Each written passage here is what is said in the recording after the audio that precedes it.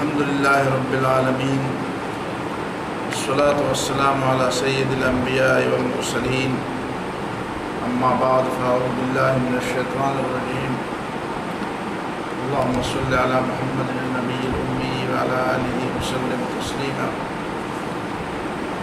وعن أبي هريرة قال رسول الله صلى الله عليه وسلم إذا اتخذ الفيء دولا والأمانة مغنما والزكاة مغرما وتعلم لغير الدين وأطاع الرجل امرأته وعق أمه وأدنى صديقه وأقصى أباه وظهرت الأصوات في المساجد وساد القبيلة فاسقهم وكان زعيم القوم أرذلهم وأكرم الرجل مخافة شره وظهرت القيان والمعازف وشربت الخمور ولعن آخر هذه الأمة أولها فليرتقبوا عند ذلك ريحا حمراء وزلزلة وخسفا ومسخا وقذفا وآيات تتابع كنظام بال قطع سلكه فتتابع بعضه بعضا. گزشتہ درس میں علامات قیامت کے بارے میں کچھ باتیں آپ کے سامنے رکھی تھی ایک حدیث کے حوالے سے. آج بھی وہی سلسلہ آگے بڑھاتے ہیں. یہ وہ علامات ہیں جن کا تعلق انسانی اخلاق اور رویوں کے بگاڑ سے. ظاہر ہے کہ جب اخلاقی رویے بگڑ جاتے ہیں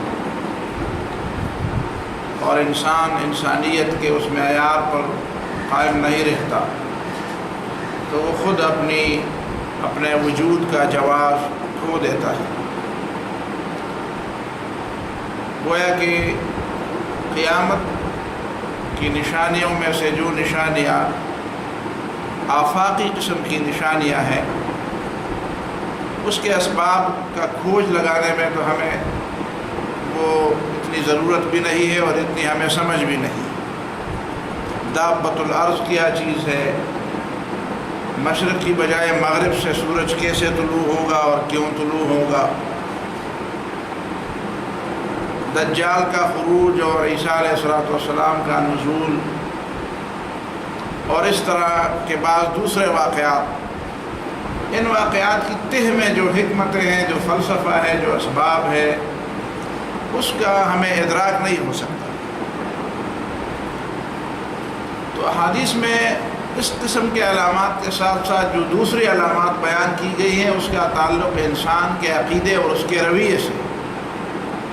مثلا یہ جو 15 علامات ہیں یہ انسانی رویے اور انسانی اخلاق کے بگاڑ کی بڑی بڑی نشانیاں کہ انسان اپنی انسانیت کے اس معیار پر قائم نہیں رہتا اور جب اجتماعیت میں ایسی چیز آ جاتی ہے، انفرادی طور پر تو اس طرح کی غلطیاں ہو جاتی ہیں. انسانی معاشرہ ہے اور انسانی معاشرہ میں اکا دکا واقعات اس طرح کا ہونا یہ کوئی معیوب بات بھی نہیں ہے، کوئی انہونی چیز بھی نہیں ہے، کوئی ایسی بات نہیں ہے جس سے انسان سمجھے کہ معاشرہ پورے کا پورا بگڑ چکا ہے. نہیں، اکا دکا واقعات تو اچھے سے اچھے دور میں بھی ہوتے ہیں، لیکن جب پورے کا پورا معاشرہ بگڑ جاتا ہے اور بگاڑ عام ہو جاتی ہے اور بگڑے ہوئے لوگوں کے اختیارات ہاتھ میں آ جاتے ہیں،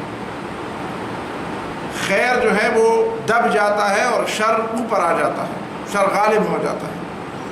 اس کا مطلب یہ ہے کہ اب اس معاشرے کی بقا کا کوئی جواز باقی نہیں رہا اور انہوں نے خود اپنے ہاتھوں سے اپنی تباہی اور اپنی بربادی کے گڑھے کود رہے ہیں. اس سلسلے میں جو پہلی بات تھی اس میں ایک لفظ کو میں دوبارہ لے لوں گا کہ رسول اللہ صلی اللہ علیہ وسلم نے جو فرمایا تھا کہ وَاتَّخِذَ الْفَيْءُ دُوَلًا، اس کا ترجمہ ہم نے کیا تھا جب مشترک مال کو ذاتی ملکیت سمجھا جائے. اس کا ایک دوسرا ترجمہ بھی ہو سکتا ہے اور وہ پہلے ترجمے کی بنسبت زیادہ اس بات کا حقدار ہے کہ اس کو زیادہ لیا جائے. وہ ہے عزت تو خزل فیع دولاً، جب اجتماعی مال کو نمبر بنمبر، نوبت بنوبت ایک دوسرے کے حوالے کیا جائے۔ مثال کے طور پر ایک گروہ ہو، ایک جماعت ہو، ایک شخص ہو، کچھ اشخاص، کچھ افراد ہوں، وہ ایک زمانے میں یا ایک دور میں قومی ملکیت اور قومی املاک پر مزے کر دیں، اور دوسرا اس بات کا انتظار کرے کہ چلو ابھی اس کا نمبر ہے، اس کی نوبت ہے، اب دوبارہ میرا نمبر آ جائے گا، میری باری بعد میں آ جائے گی۔ عزت تو خز الفیء دولن، دولن کا معنی ہے کہ جب باری باری لوگ اس کو ذاتی ملکیت سمجھے، ایک کی باری آنے کے بعد دوسری کی باری کا انتظار، ایک اپنی باری کا انتظار کر دے، کہتے ہیں کہ ٹھیک ہے اب تمہاری باری ہے، پھر میری باری آئے، اور یہ ہمارے زمانے کے حالات سے زیادہ مناسب بھی ہے۔ اس کے بعد رسول اللہ صلی اللہ علیہ وسلم نے فرمایا وَزُخْرِفَتِ الْمَسَاجِدُ وَرُفِعَتِ الْمَنَابِرُ، مسجدوں کو زیادہ خوبصورت بنایا جائے گا، یعنی مسجدوں کی ظاہری خوبصورتی پر زیادہ توجہ دی جائے گی۔ اور ایک حدیث میں یہ بھی ہے کہ حَتَّى يَتَبَاهَى النَّاسُ فِي الْمَسَاجِدِ، لوگ ایک دوسرے کو اپنی مسجدوں کے ذریعے اپنی فضیلت کا اظہار کریں گے کہ دیکھو تمہاری مسجد سے ہماری مسجد زیادہ بڑی ہے، زیادہ بہتر بنی ہوئی ہے، زیادہ خوبصورت بنی ہوئی ہے۔ اور یا اس کا ترجمہ یہ بھی ہے کہ يَتَبَاهَى النَّاسُ فِي الْمَسَاجِدِ، مسجدوں کے اندر بجائے اس کے کہ لوگ اللہ کا ذکر کریں، لوگ ایک دوسرے پر فخر کرنے لگیں گے۔ مسجدوں کے اندر ہی یہ مباحات اور یہ فخر اور ایک دوسرے سے بڑھ کر اپنے آپ کو زیادہ باعزت اور زیادہ معزز ثابت کرنے کے لیے یہ باتیں مسجدوں میں شروع ہوں۔ اور پہلی بات کا مطلب یہ ہے کہ بجائے اس کے کہ مسجد کو دینی تعلیم پر اور دینی اخلاق کے لحاظ سے آباد کیا جائے، ہدایت سے آباد کیا جائے، اس طرح دوسری حدیث میں ہے مساجدہم عامرۃ وہی من الہدی خراب، مسجد بظاہر تو معمور ہوں گے، بظاہر تو بڑے مزیدار ہوں گے، بڑے اچھے بنائے گئے ہوں، بڑے اچھے تعمیر کیے گئے ہوں، لیکن وہی من الہدی خراب، ہدایت کے لحاظ سے وہ برباد ہوں گے۔ تو آپ دیکھ رہے ہیں کہ مسجدیں بظاہر تو بڑی اچھی بنی ہوئی ہیں، لیکن کتنی مسجدیں ہیں جن میں واقعی کھلے طور پر آپ دین کی بات کر سکتے ہیں، یا تو آپ دین کی بات کر نہیں سکتے، یا اگر کوئی کرتا بھی ہے دین کی بات تو اس کے لیے لکیریں کھینچی جاتی ہیں کہ ان حدود کے اندر بات کرو گے، ان حدود سے باہر نہیں نکلو گے۔ تو یہ باتیں وَتُفُقِّهَ فِي الدِّينِ لِغَيْرِ اللَّهِ، ترمذی کی جو حدیث میں ہے اس میں یہ الفاظ ہے وَتُفُقِّهَ لِغَيْرِ الدِّينِ وَتُعُلِّمَ لِغَيْرِ الدِّينِ، اس لیے اس کے ترجمے میں دو مطلب ہو سکتے تھے، وَتُعُلِّمَ لِغَيْرِ الدِّينِ، دین کے علاوہ کسی اور چیز کی تعلیم حاصل کی جائے، یا دین کی تعلیم غیر دین کے لیے حاصل کی جائے گی۔ تعلیم تو دین کی حاصل ہے، علم تو دین کا حاصل کیا جائے گا، لیکن مقصد دین نہیں ہوگا، مقصد دنیا ہوگی، یعنی دین کا علم دنیا کے لیے، دنیا کے مقاصد کو حاصل کرنے کے لیے، دنیا کمانے کا ذریعہ بنایا جائے۔ اور آج آپ دیکھ رہے ہیں بہت اس معاملے میں بہت بڑی لوگ دین کا علم حاصل کر رہے ہیں، لیکن دنیا کے لیے اسی لیے کہ وہاں پہ دین تو نہیں کمایا جاتا، کسی خاص گروہ کے، کسی خاص جماعت سے، کسی خاص مسلک سے، کسی خاص طرز فکر کے لیے، وہ دین کا پورا علم اسی کے لیے استعمال کیا جاتا ہے، اسی کے لیے زور لگایا جاتا ہے۔ جتنا زور فرقے کے لیے، جتنا زور ایک گروہ کے لیے، جتنا زور ایک مکتب فکر کے لیے لگایا جاتا ہے، جتنا زور اسلام کے لیے نہیں لگایا۔ اس علم کا جو زور ہے وہ فرقے کے لیے تو اس کو استعمال کیا جاتا ہے۔ ہر شخص جو جس فرقے سے کے تعلق ہے اس کی پوری کوشش یہ ہوتی ہے کہ اپنے علم کے زور پر اپنے فرقے کو حق ثابت کیا جائے، اس لیے کہ وہاں پہ ظاہر ہے کہ کچھ مفادات ہوں گے، ظاہر ہے کہ اس سے کچھ دنیائی فائدہ ہوگا، اس سے اللہ تعالیٰ تو راضی نہیں ہوگا۔ اللہ تعالیٰ جو اسلام سے راضی ہوتا ہے، اور اسلام کے لیے وہ اپنا علمی زور نہیں لگائے گا، تو علم لغیر الدین۔ لیکن اس حدیث نے تو ثابت کیا کہ اس سے یہی دوسرا معنی مراد ہے کہ رسول اللہ نے فرمایا وَتُفُقِّهَ فِي الدِّينِ لِغَيْرِ اللَّهِ، دین کی سمجھ حاصل کی جائے گی لیکن اللہ کے لیے نہیں حاصل کی جائے گی۔ تو اس کے دو مصداقات ہیں. ایک تو یہی جو میں نے آپ کو ابھی بتا دیا کہ مسلمان ہوتے ہیں، مسلمان ہیں، فرقہ پرست بھی مسلمان ہیں. وہ جو حدیث میں ہے کہ جو فرقے ہیں وہ جہنم میں ہوں گے، تو جہنم میں ہونے کا مطلب یہ نہیں کہ وہ کافر ہیں. جہنم میں ہونے کا مطلب یہ ہے کہ وہ گناہ گار ہیں. گناہ پر بھی جہنم کا اطلاق تو ہوتا ہے. یعنی فی النار کا مطلب ہمیشہ یہ نہیں ہوتا ہے کہ وہ کافر ہوں. فی النار کا مطلب یہ ہوتا ہے کہ اس عمل کی جزا جہنم ہے. اس عمل کی جزا جہنم ہے، اس کا مطلب ہے کہ یہ گناہ کا عمل ہے. تو جو 72 فرقوں کے بارے میں پہلے بتایا گیا کہ وہ جہنم میں ہوں گے، اس کا مطلب یہ نہیں ہے کہ وہ خالص کافر ہوں گے. وہ تو امتی کے بارے میں ہے. ستفترق امتی، میری امت جو مجھے ماننے والے ہیں وہ فرقوں میں بڑھ جائے گی. تو فرقوں میں بڑھ جانا گناہ ہے، ضروری نہیں ہے کہ وہ کفر ہو. تو یہاں پہ بھی یہ بات ہے کہ تعلم الدین لغیر اللہ، دین کا علم تو حاصل کیا جائے گا لیکن غیر اللہ کے لیے.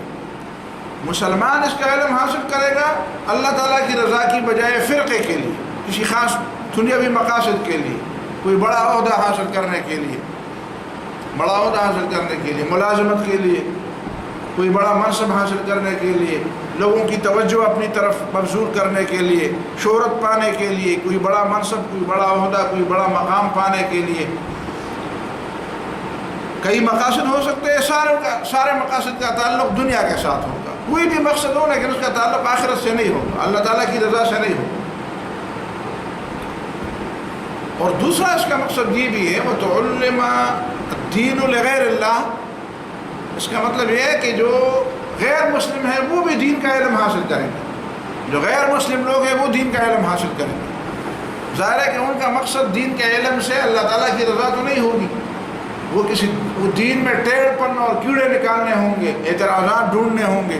جس طرح آج مستشرقین جو ہے، جو اورنٹلسٹ ہیں، جو غیر مسلم لوگ ہیں، مغرب کے لوگ، اور وہ دین کے معاملات میں بہت ہی زیادہ وہ معلومات رکھتے ہیں، بہت ہی زیادہ وہ مطالعہ کرتے ہیں، تصنیفات کرتے ہیں، لکھتے ہیں، مختلف موضوعات پر معلومات جمع کرتے ہیں.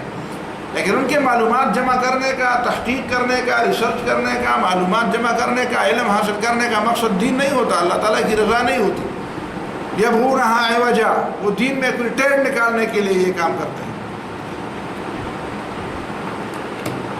یہ دوسرے ترجمہ اس کا تعلق یقیناً اس دور کے آخری زمانے سے، اس امت کے آخری دور سے. پرانے زمانے میں ایسا نہیں ہوتا تھا، بہت کم ایسا ہوتا تھا. اب 18ویں صدی کے بعد، 18ویں صدی میں یہ ایک منظم تحریک بن گئی. یہ جو مستشرقین ہیں، ان کی یہ حرکتیں، ان کی یہ علمی تحریک، یہ ایک منظم تحریک بن گئی. الیگزینڈر کے بعد پہلا جو ان میں سب سے بڑا جو اورینٹلسٹ تھا، جس نے مشرقی علوم میں، جس نے تفسیر قرآن بھی لکھی ہے، جس نے دوسری کتابیں بھی لکھی ہے، حدیث پر بھی بڑا کام کیا ہے. عام طور پر تو لوگ شاخت اور اس طرح کے دوسرے لوگوں کو جانتے ہیں، لیکن ان کے علاوہ بھی بنیادی طور پر کام جو الیگزینڈر نے کیا ہے وہ ان کے لیے ایک حوالہ ہے. تو انہوں نے علوم حاصل کیے، دینی علوم حاصل کیے، قرآن کے ترجمے شائع کیے، عربی زبان میں مہارت حاصل کی، احادیث میں مہارت حاصل کی، بعض احادیث کی کتابیں چھپوائی بھی، بعض احادیث کی کتابیں جمع بھی کی، بعض موضوعات پر بہت ریسرچ اور بہت تحقیقات کی. لیکن ان کی تحقیقات کے نتیجے میں ہوا یہ کہ لوگوں کو شک میں ڈالا گیا. ہمارے مسلمانوں نے بھی ان سے یہ چیزیں سیکھی. یہ ہمارے ہاں جو بعض لوگ عالم بنے پھرتے ہیں تو یہ ان کے شاگرد ہیں، ان کے نہج پر چلتے ہیں، ان سے سیکھتے ہیں، ان کے بنائے ہوئے راستے پر وہ آگے جاتے ہیں. تعلم الدین لغیر اللہ، دین کا علم حاصل کرتے ہیں لیکن مقصد اللہ تعالیٰ کی رضا نہیں ہوتی. تو ہمارے یہاں کچھ لوگ اس سے متاثر ہوتے ہیں کہ جی وہ تو بہت بڑا عالم ہے، بہت بڑا علم ہے اس کے پاس. اسی وجہ سے تو حضرت عائشہ رضی اللہ تعالیٰ عنہا اور دوسرے صحابہ کرام سے یہ بات منقول ہے کہ علم کا مطلب یہ نہیں ہوتا کہ کسی کے پاس معلومات زیادہ ہے. لیس العلم عن کثرت الحدیث انما العلم عن کثرت الخشیہ. علم اس کا نام ہے کہ آپ اللہ سے کتنا ڈرتے ہیں. اگر آپ کے پاس علم ہے وہ کتنا آپ کو اللہ تعالیٰ سے ڈرا رہا ہے، اللہ تعالیٰ کے کتنے قریب کر رہا ہے آپ کا علم. اگر آپ کا علم آپ کو اللہ تعالیٰ سے دور کر رہا ہے تو علم نہیں ہے. علم را برتن زنی ماری بور، مولانا جلال الدین رومی نے بڑے اچھے انداز میں بات کی ہے. علم را برتن زنی ماری بود، علم کو اگر صرف تن اور تن پروری کے لیے، اپنی آسائش کے لیے، اپنی مادی ضروریات کے لیے، دنیا کے لیے استعمال کرو گے تو اس کی مثال مار کی ہے. آپ اپنے آستین میں مار پالتے ہیں، سانپ پالتے ہیں. علم را برتن زنی ماری بود، مار آستین، آستین کے سانپ ہوتے ہیں، تمہیں ڈسیں گے. یہ علم نہیں، علم تمہارے فائدے کے، تمہیں ڈسنے کے لیے ہے. حجت علیک، یہ تمہارے اوپر قیامت کے دن دلیل ہوگی. العلم القرآن حجت لک او علیک، قرآن کا علم کبھی تمہارے لیے دلیل ہوگی، کبھی تمہارے خلاف دلیل ہوگی. تو قرآن کا علم وہ لوگ بھی حاصل کرتے ہیں جو خود ان کے خلاف دلیل کے طور پر پیش کی جائے گی. تمہیں یہ چیز تو علم تھا، تمہیں یہ تو پتہ تھا، تم نے خود کیوں نہیں کیا، تم نے خود کیوں نہیں اپنایا. اور علم را بر دل زنی یاری بود، علم کو اگر اپنے دل کی اصلاح کے لیے استعمال کرو گے، اپنے عقیدے کے اصلاح کے لیے استعمال کرو گے، اپنی فکر، اپنی ذہنیت، اپنی سوچ کی اصلاح کے لیے اس کو استعمال کرو، خود اپنے لیے، اپنے اصلاح کے لیے استعمال کرو گے تو یاری بود، یہ تمہاری مددگار ہے. پھر یہ تمہاری تعاون کرنے والی چیز، تمہاری مدد کرنے والی چیز ہے. اور پھر فرمایا وَأَطَاعَ الرَّجُلُ امْرَأَتَهُ وَعَقَّ أُمَّهُ، ایک شخص اپنی ماں کی نافرمانی کرے گا اور بیوی کی فرمان برداری کرے گا. بیوی کی فرمان برداری کا تو لفظ خیر نہیں ہے حدیث میں کہ فرمان برداری کی جائے، یہ الفاظ تو ہے حدیث کے اندر کہ خیرکم خیرکم لأہلہ، تم میں سے بہتر وہ ہیں جو اپنے گھر کے لوگوں کے لیے بہتر ہوں. تو باہمی اتفاق، تعاون، باہمی مودت اور رحمت یہ ہونی چاہیے. اگر کبھی اس کو آپ اطاعت کا لفظ کہہ دے تو یہ کوئی گناہ تو نہیں ہے. بات جائز چیزوں میں اگر اس کی اطاعت کی جائے، کوئی جائز مطالبہ ہو وہ مانا جائے، کوئی جائز خواہش ہو اس کو پورا کیا جائے تو یہ کوئی گناہ کی بات بھی نہیں ہے. لیکن یہاں جو بات رکھی گئی ہے وَعَقَّ أُمَّهُ کے مقابلے میں کہ ماں کی نافرمانی میں بیوی کی اطاعت کی جائے. یعنی ظاہر ہے کہ قرآن اور سنت میں تو اللہ کے بعد ماں باپ کے حقوق ذکر کیے گئے، لیکن ماں باپ کے حقوق کو ان کی تو وائلیشن کی جائے، ان کو تو نظر انداز کیا جاتا ہے، ان کی تو نافرمانی کی جاتی ہے، ان حقوق کو تو نظر انداز کیا جاتا ہے، ان حقوق کو تو اس کی پرواہ نہیں کی جاتی. لیکن بیوی کے حقوق اور بیوی کی بات ماننے کو زیادہ ترجیح دی جائے گی. تو ماں کو بیوی پر ترجیح دینا تو ٹھیک ہے، لیکن بیوی کو ماں پر ترجیح دینا یہ آخرت قیامت کی نشانات کی نشانیوں میں سے. وَعَقَّ أُمَّهُ وَأَقْصَى أَبَاهُ وَأَدْنَىٰ صَدِيقَهُ، دوست کو قریب کیا جائے گا اور باپ کو دور کیا جائے گا.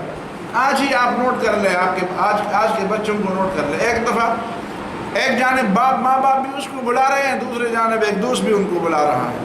وہ دوست کو ناراض نہیں کرتا، بلکہ آج کل تو دوست کی بجائے موبائل کو وہ ناراض نہیں کرتا، وہ نیٹ کو ناراض نہیں کرتا، وہ کرکٹ کو ناراض نہیں کرتا، وہ اپنے ہاکی بال اور اپنے دور کو اور اپنے اس طرح کی چیزوں کو اور ڈرامے دیکھنے کو اور کرکٹ کے میچ دیکھنے کو ناراض، ان چیزوں کو وہ نظر انداز نہیں کر سکتا. ماں باپ بلائے تو بلائے، کہتے ہیں کرکٹ کا میچ ہے، میں تو اس کو چھوڑنے والا نہیں ہوں. ساری چیزوں کو ترجیح دی جائے گی سوائے اس کے کہ ماں باپ کو نظر انداز کیا جائے. اور یورپ میں تو بہرحال کہتے ہیں کہ ماں باپ کی حیثیت ہی کیا ہے. میں نے وہ یونائٹڈ نیشن کی جو ان کی جو چارٹر آف ڈیمانڈ ہے اس کو میں نے لفظاً کسی زمانے میں پڑھا تھا. میں اس میں ڈھونڈ رہا تھا کہ اس میں کبھی والد کا لفظ ہے کہ والد کا بھی کوئی مجھے نہیں ملا. ماں کا ذکر ایک جگہ مل گیا تھا لیکن والد کا ذکر مجھے کہیں بھی نہیں ملا کہ والد کا بھی کوئی حق ہے. باقی سارے کتے کا حق مت تسلیم کرتے ہیں کہ آپ گھر میں کتے کو لاتے ہیں، اس کو نہلانا، اس کے ساتھ گھومنا پھرنا، اس کو کھلانا پلانا، اس کا خیال رکھنا، یہ کہتے ہیں ہمارے قانون میں ہے، ہمارے ضابطے میں ہے، لیکن باپ کے لیے کوئی لفظ ہی نہیں ہے. وَعَقَّ أُمَّهُ وَأَقْصَى أَبَاهُ وَأَدْنَىٰ صَدِيقَهُ وَلَعَنَ آخِرُ هَٰذِهِ الْأُمَّةِ أَوَّلَهَا، اس امت کے آخری لوگ اس امت کے ابتدائی لوگوں پر لعنت بھیجیں گے.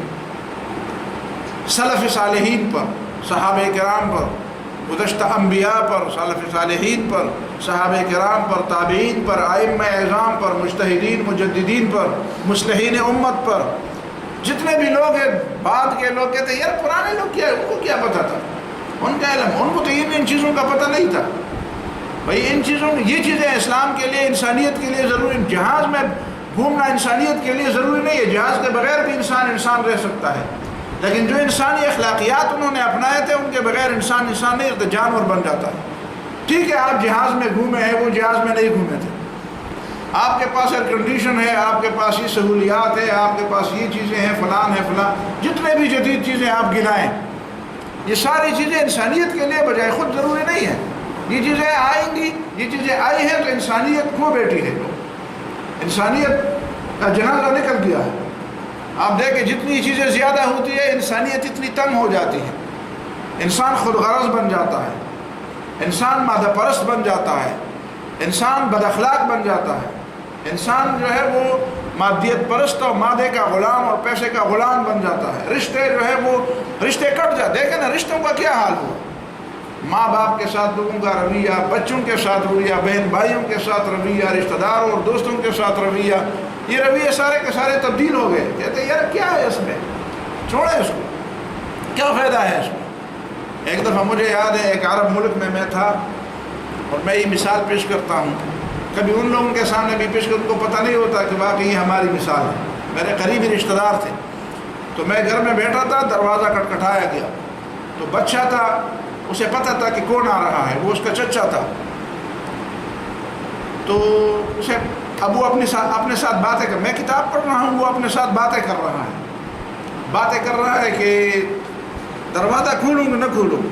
کہتے ہیں یار کیوں کھولوں، اپنے سے بات کر رہا ہے، اسکول گوئنگ بچہ تھا، اپنے سے باتیں کرتا ہے، کیوں کھولوں، مجھے کیا ہے اس میں، جائے مارے گھنٹی، کھٹکھٹائے دروازہ، پھر اچانک کہتے ہیں نہیں اچھا وہ مجھے پیسے دے گا، نہیں میں کھولتا، اس میں میرا فائدہ ہے۔ اب وہ کہتے ہیں میرا فائدہ ہے، میں دروازہ کھولتا ہوں، میرا فائدہ ہے اس میں، اور دوڑ کر وہ دروازہ کھولتا ہے۔ ابھی بھی وہ منظر میرے سامنے ہے کہ اسے پتہ ہے میرا چچا ہے، دروازہ کھٹکھٹا رہا ہے، کیوں کھولوں میں، لگا رہے، لیکن اچانک اسے یاد آتا ہے کہ نہیں اس میں میرا فائدہ ہے، وہ مجھے پیسے دے گا، اور چلتا ہے، جاتا ہے دروازہ کھولنے کے لیے۔ اب یہ صورتحال ہے، تو یہ انسانیت کہاں ہے؟ انسانیت کی بات نہیں ہے، انسانیت کسی کو نہیں کہتے۔ لعن آخر هذه الامة اولها، اس امت کے آخری لوگ پچھلے لوگوں پر لعنت بھیج، کہتے کہ وہ کیا جانتے تھے۔ آج کل ہم دیکھ رہے ہیں 2-4 الفاظ انہوں نے سیکھے ہوں گے، کہیں 2-4 اردو انگریزی کی کتابیں پڑھ چکے ہوں گے، اور کہتے ہیں میں علامہ ہوں، علامہ ابن کثیر کیا جانتے تھے، امام ابو حنیفہ کیا جانتے تھے، امام بخاری کیا جانتے تھے، فلان کیا جانتے تھے، ان کو کیا پتہ تھا، انہوں نے یہ غلطیاں کی ہیں، انہوں نے یہ ٹھیک ہے آپ غلطی کہہ دیں، لیکن یہ لعن آخر هذه الامة، آپ ان کے خدمات سے انکار کرتے ہیں۔ انہوں نے جو خدمات ادا کیے، فقہائے کرام نے جو خدمات انجام دی، مفسرین محدثین، ان لوگوں نے جو خدمات انجام دی، آپ ایک چھوٹی سی بات پر ان کی ساری جتنی بھی ان کی کوشش ہے ان سب کو آپ غارت کرتے ہیں، سب کو آپ آگ لگاتے دریا برد کر دیتے ہیں۔ کہتے ہیں انہوں نے کیا کیا، کبھی کہتے ہیں انہوں نے تو دین کو تقسیم کیا، یہ ان کے، میں نے سنا ہے ایک صاحب کہتے ہیں یہ ابو حنیفہ مالک شافعی کے باپ کا دین تھا کہ انہوں نے 4 میں تقسیم، یہ باپ کی میراث تھی کہ انہوں نے 4 میں تقسیم کیا۔ میں نے کہا بدبخت ہوئی، تو تم نے ایسا کیا، انہوں نے تو ایسا نہیں کیا تھا، انہوں نے کب کہا ہے کہ ہم نے 4 میں تقسیم کر دیا، یہ تو تم کہتے ہو کہ انہوں نے تقسیم کیا، انہوں نے تو ہمارے لیے آسانیاں پیدا کی۔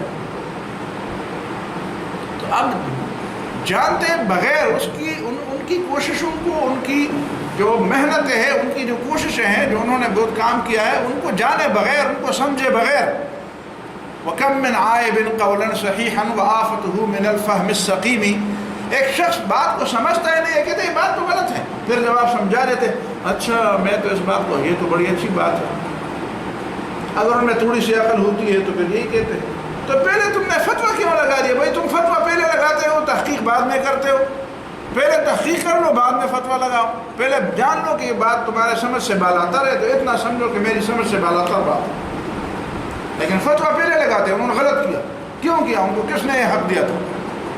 بس تمہیں حق ہے، ان کو حق نہیں تھا۔ اپنے لیے تو ایسے حقوق کا بھی اقرار کرتے ہیں یا مطالبہ کرتے ہیں یا منواتے ہیں لوگوں سے، مجھے یہ حق ہے کہ میں قرآن کی جس آیت کی جس طرح تفسیر کرنا چاہوں تو مجھے حق ہے، میں جس طرح جس حدیث کو کس دیوار پر دے مارنا چاہتا ہوں نعوذ باللہ تو مجھے حق ہے. لیکن پرانے مفسرین کو اس بات کا حق نہیں تھا کہ وہ ایک آیت کا مطلب بیان کر دیں. اسے کس نے حق، اسے کس نے یہ حق دیا ہے؟ تمہیں کس نے یہ حق دیا؟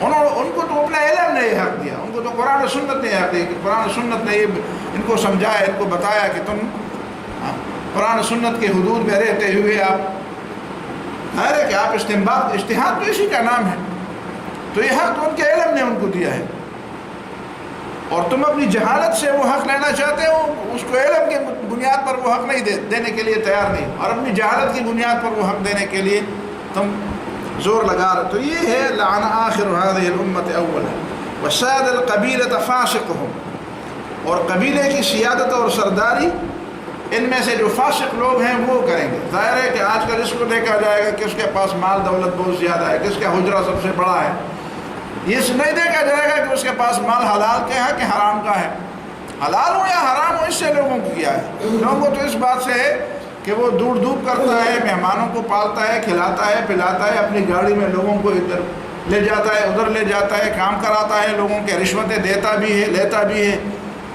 تو ساد القبیلۃ فاسقہم، کہتے ہیں ہمیں اس سے کیا ہے بھائی، ہمارا تو ساتھی ہے، ساتھی ہے، ہم تو اس کو چھڑائیں گے، پولیس سے بھی چھڑائیں گے اور عدالتوں سے بھی چھڑائیں گے اور کہاں سے بھی چھڑائیں گے، ہمیں تو اس سے چاہے جو بھی اس نے غلط کام کیا ہے لیکن ہے تو ہمارا ساتھی. پھر وہ ہمیں ووٹ نہیں دے گا. بھائی اگر ووٹ آپ پہلے سے ایک صاحب نے ایک زمانے میں کہا تھا کہ لوگ مجھے کہتے ہیں تم پیسوں سے ووٹ خریدتے ہو. بھائی اگر تم نے سیاست کرنی ہے تو پھر ووٹ تو خریدنے ہیں. ایک طرف سیاست بھی کرتے ہو، دوسری طرف کہتے ہیں ووٹ خریدا تو کیوں خریدا؟ تو جب سیاست کرتے ہو تو ووٹ تو خریدنا پڑے گا. اب یہ دلیل ہے ان کی، اور یہ پھر اسلام کے لیے بھی کرتے ہیں لوگ. وساد القبیلۃ فاسقہم وکان زعیم القوم ارذلہم، اور پوری قوم کا لیڈر سب سے رذیل آدمی ہوگا، سب سے نیچ آدمی ہوگا. یعنی اخلاق کے لحاظ سے ممکن ہے پیسے کے لحاظ سے بہت بڑا ہو، دنیا کے لحاظ سے بہت بڑا ہو، لیکن ارذلہم کا مطلب یہ ہے کہ وہ نیچ اخلاق کے لحاظ سے، علم کے لحاظ سے، انسانیت کے لحاظ سے، تقویٰ کے لحاظ سے، ایمان اسلام کے لحاظ سے سب سے گرا ہوا شخص. اکرم الرجل اتقاء شرہ، اور ایک شخص کی عزت اس لیے کی جائے گی کہ اس کے شر سے لوگ اپنے آپ کو بچانا چاہیں گے. اس کا مطلب ہے کہ شریر لوگوں وہ اوپر ہوں گے، شریر لوگوں کے پاس قوت ہوگی، شریر لوگوں کے پاس، بدسرشت لوگوں کے پاس، برے لوگوں کے پاس اختیارات ہوں گے. تو ظاہر ہے کہ جن کے پاس اختیارات ہوں گے تو لوگ ان کو سلام کہیں گے. اس وجہ سے نہیں کہ ان کے پاس وہ کوئی معزز لوگ ہیں، اس وجہ سے کہ اگر ان کے سامنے ان کی بات اس طرح عزت نہ کی جائے تو کہتے اچھا یہ تو اس نے تو مجھے اس انداز سے، یہ تو میرے سامنے بولتا رہا، یہ تو کھڑا نہیں ہوا، اس کا انداز تو ایسا نہیں تھا، یہ تو میرے سلام کے لیے نہیں آیا، یہ تو میرے فلان موقع پر حاضری اس نے نہیں دی. تو لوگ حاضری دیتے رہیں گے، جاتے رہیں گے، کیا کریں گے؟ اتقاء شر ہی، اس کے شر سے بچنے کے لیے لوگ ان کی عزت کریں گے، ورنہ وہ معزز نہیں ہوں گے. اور پھر فرمایا اکرم الرجل اتقاء فیومئذ یکون ذلک، تو یہ صورتحال جس طرح پہلے حدیث میں ہے یہ اس وقت ہوگی. کیف انت یا عوف اذا افترقت هذه الامہ، جب امت میں فرقے پڑیں گے تو یہ اس وقت فرقے پڑیں گے. اور اسی دوسری حدیث میں کچھ اضافہ بھی ہے، وظہرت القیان والمعازف، قیان اور معازف، گانے والی عورتیں اور گانے کے آلات، موسیقی کے آلات، موسیقی کی چیزیں، ہر چیز سے ٹنگ آئے گی. وظہرت، ہر چیز جار جائے. آپ دیکھتے ہیں نا مسجدوں میں بھی اسی طرح کچھ لوگوں نے اپنے موبائل پر وہ رنگ ٹون گانے لگائے ہوتے ہیں اور ان کو پھر پتہ ہی نہیں ہوتا کہ کیا ہے. تو پھر مسجدوں میں جب رنگ آتی ہے تو پھر وہ گانے لگے. اور پھر کچھ لوگ ایسے ہوتے ہیں کہتے ہیں کہ نہیں میں نماز میں تو اس کو بند نہیں کروں گا. تو میں نے سلام پھیرنے کے بعد کہا یار بند کر، کہتے کہ نماز پھر جب اٹھائیں گے تو پھر نماز خراب. میں نے کہا تمہاری نماز خراب ہونی چاہیے، ہماری نماز کیوں خراب کرتے ہو؟ تمہاری نماز خراب ہو تو تمہیں وبال ہونا چاہیے نا کہ تم نے غلطی کی. تو اب تم ساری مسجد کو یہ ڈنگ سنا کر ہماری نماز کیوں خراب کرتے ہو؟ بجائے اس کے کہ تمہاری نماز خراب ہو جائے یہ سے بہتر ہے کہ پوری قوم کی نماز، پورے مسجد کے لوگوں کی نماز خراب ہو جائے۔ وَظَهَرَتِ الْقِيَانُ وَالْمَعْدِ، اور گانے والی عورتیں جہاں بھی جاؤ اخبار میں بغیر کسی گانے والی کی اور بغیر کسی گلوکارہ فنکارہ پتہ نہیں کیا کارا کیا ناکارہ ان کی تصویروں کے بغیر اخبار چھپتا نہیں ہے۔ کہتے ہیں یار اس کے بغیر ہم مجبور ہیں، ہم یہ چیزیں تصویریں لگائیں گے تب لوگ لیں گے۔ میں حیران ہوں کہ یہ صورتحال، آپ کوئی اشتہار دینا چاہیں تو تصویر کے بغیر، عورت کی تصویر کے بغیر اشتہار نامکمل ہے۔ کوئی اخبار آپ چھپوانا چاہیں، کوئی رسالہ چھپوانا چاہیں تو اس اشتہاروں کے ان تصویروں کے بغیر ظہرت ہر جگہ پہ چھائے ہوئے ہیں۔ ظہرت القیان، یہ بد کردار قسم کے لوگ، یہ گوی ہے، یہ ناچ گانے والیاں جس کو ہم ڈم کہتے تھے، ڈم، آج ان کو فنکار کہتے ہیں۔ بھائی فنکار کا مطلب ہے کہ کوئی اچھا کام ہے، آپ ان کو ڈم کہیں، ڈم ہے، یہ مراسی ہے، یہ گویے ہے، یہ کیا ہے؟ پنجاب اردو میں اس کو کیا کہتے ہیں؟ کوئی خاص پنجاب میں ایک خاص لفظ ہے، ہجڑے، ہجڑے کہتے ہیں، مراسی کا بھی شاید ہے، مراسی بھی اس کو کہتے ہیں، ہجڑے بھی کہتے ہیں۔ تو ظہرت، یہ چھا جائیں گے ہر موقع پر یہ لوگ ظاہر باہر ہوں گے، ان کی عزت ہوگی، ہاں جی، سارے لوگ ان کو سنیں گے۔ والمعازف، اور وہ آلات، وہ لہو و لعب کے ذرائع، وہ لہو و لعب کے موسیقی کے جو آلات ہیں، یہ بھی چھا جائے ہر جگہ پہ۔ وشربت الخمور، اور شراب پیا جائے گا۔ ہمارے معاشرے میں بھی عام ہے، اخبارات میں آتا ہے فلان جگہ سے اتنی شراب پکڑی گئی، فلان جگہ سے اتنی پکڑی گئی، وہ MN ہاسٹل سے کتنی پکڑی گئی، وہ جمشید دستی نام ہے، کیا نام ہے اس کا، اب وہ بیچارہ تو سلاخوں کے پیچھے گیا تھا، ہاں، تو کوئی سچی بات، اس پر بڑے بڑے اچھے لوگ سیخ پا ہوئے تھے کہ تمہیں کیا ہے کہ وہاں پہ شراب ہے، بھائی تم شراب کی کیوں، تم پیتے ہو کیا، تمہیں کیا ہوا؟ کچھ ایسے لوگ عام طور پر آپ دیکھتے ہیں کوئی پرواہ نہیں کرتا، گھروں میں بناتے ہیں۔ تو اسی وجہ سے رسول اللہ صلی اللہ علیہ وسلم نے فرمایا وَظَهَرَتِ الْأَصْوَاتُ فِي الْمَسَاجِدِ، مسجدوں میں آوازیں اونچی ہو جائیں گی۔ مسجدوں میں آوازیں اونچی ہونے کا مطلب ایک تو یہ ہے کہ یہ جو لاؤڈ سپیکر بغیر کسی ضرورت کے، آپ حیران ہو جائیں گے، 2 آدمی 10 آدمی 5 آدمی نماز پڑھتے ہوں گے اور سپیکر کو اتنی زور سے لگائے ہوئے، بھائی اس کی کیا ضرورت ہے، اس کی کیا ضرورت ہے؟ یا مسجدوں میں کبھی ایسا بھی ہوتا ہے، ہمارے ہاں تو یہ بہت کم ہے، پنجاب میں یہ بہت زیادہ ہے، وہ جو ایک مسجد دیوبندیوں کی ہے، دوسری مسجد بریلیوں کی ہے، تیسری اہل حدیث کی ہے، اور ایک نے سپیکر جو ہے نا وہ 10 اور 15 وہ لاؤڈ لگائے ہوئے ہیں اوپر مناروں پر، اور یہاں پہ کبھی وہ خود ہوتا ہے سامنے 2 آدمی بھی نہیں بیٹھے ہوتے اور اتنی چیختے ہوئے وہ لگا رہتا ہے اور پورے ماحول کو سر پر اٹھائے ہوا ہوتا ہے۔ اب جب یہ خاموش ہوتا ہے تو دوسری مسجد سے پھر دوسرا شروع ہو جاتا ہے، کبھی کبھی اکٹھے بھی شروع ہو جاتے ہیں۔ تو یہ کون سی انسانیت ہے؟ پچھلے رمضان میں ایک جگہ پہ گیا، وہاں پہ ایک دوست ہے میرا، دروس سنتا ہے، ہماری دروس سنتا ہے، بہت اچھا نیک آدمی ہے۔ کہتے ہیں اس رمضان میں تو ہم نے بہت گناہ کمایا۔ میں نے کہا کیوں؟ کہتے ہیں ہم نے تو سارا رمضان ہم گالیاں بکتے رہے۔ میں نے کہا کیوں؟ کہتے ہیں اس مسجد سے ایک مولوی لگا ہوا تھا صبح اذان کے بعد، جب وہ خاموش ہوتا تو دوسرا لگا رہتا، جب وہ خاموش ہوتا، اور کئی مسجدوں میں جا کے ہم نے دیکھا کہ 7 یا 8 یا 5 یا 6 آدمی بیٹھے ہوئے ہیں، تو بدبخت ہم ان 6 آدمیوں کو سنا، کیا ضرورت ہے کہ تم نے 10 لوڈ لگائے ہوئے پورے قوم کو اور پورے لوگوں کو؟ وہاں پہ مریض ہوں گے، وہاں پہ ظاہر ہے کچھ لوگ آرام کرتے ہوں گے، کچھ لوگ جو ہے نا وہ کچھ بچے بیمار ہوں گے، کچھ پڑھتے ہوں گے، کچھ نمازیں پڑھتے ہوں گے، کچھ تلاوت کرتے ہوں گے۔ اور ظہرت الاصوات فی المساجد، اور تم نے مسجدوں کو شور اور اس کا مرکز بنایا ہوا ہے کہ مسجدوں سے اتنی شور جائے، اتنے زور شور سے مسجدوں سے آوازیں اٹھے کہ لوگوں کے لیے جینا مشکل، لوگ جو ہے نا اسلام سے توبہ کر دیں۔ اور کچھ کہتے نہیں ہیں بیچارے، کہتے ایک دفعہ میں نے ان کو کہتے اچھا تم قرآن کے مخالف ہو؟ کہتے کہ میں نے توبہ کی، ایسا نہ ہو کہ فتویٰ لگا رہے کوئی مرتد ہوا ہے، قادیانی بن گیا ہے، تو پھر لوگ اس کو آؤ نہیں دیکھیں گے، پھر مجھے سنسار کر دیں گے۔ تو کہتے ہیں کہ بس یہی رہا کہ قہر درویش برجان درویش گھر میں بیٹھ کر ان مولیوں کو گالیاں دیتے رہے سارا رمضان، کہتے ہیں ہمارا اسی طرح گزر گیا، تو اس کا وبال کس کے سر پر؟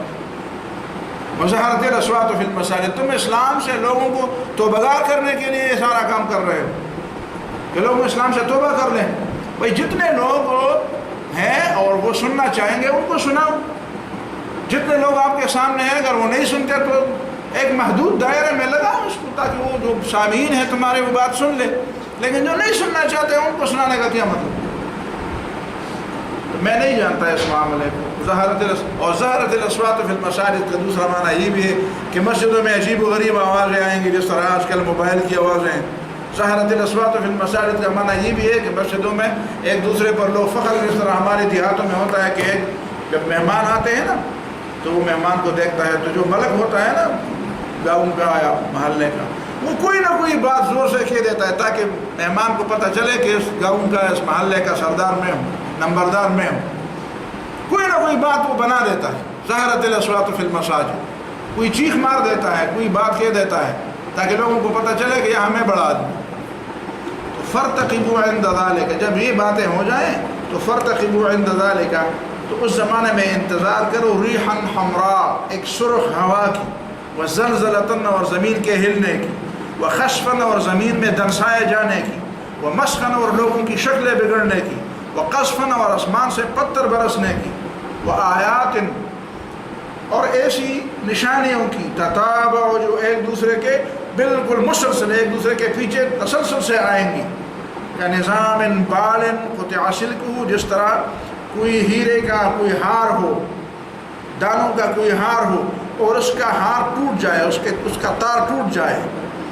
فتتابع بعضہ بعضا، تو ایک دانے کے بعد دوسرا دانہ گرتا ہے اور دوسرے کے بعد تیسرا گرتا ہے. اس میں کوئی رکاوٹ، کوئی وہ نہیں ہوتا، کوئی فاصلہ نہیں ہوتا. ایک کے گرنے کے بعد دوسرے کے گرنے میں کوئی فاصلہ نہیں ہوتا. تو اس طرح کی آیات ہوں گی. اللہ تعالی ہمیں بچائے اس طرح کی بد اخلاقی سے اور بد اخلاقی کے اس طرح عام ہونے سے.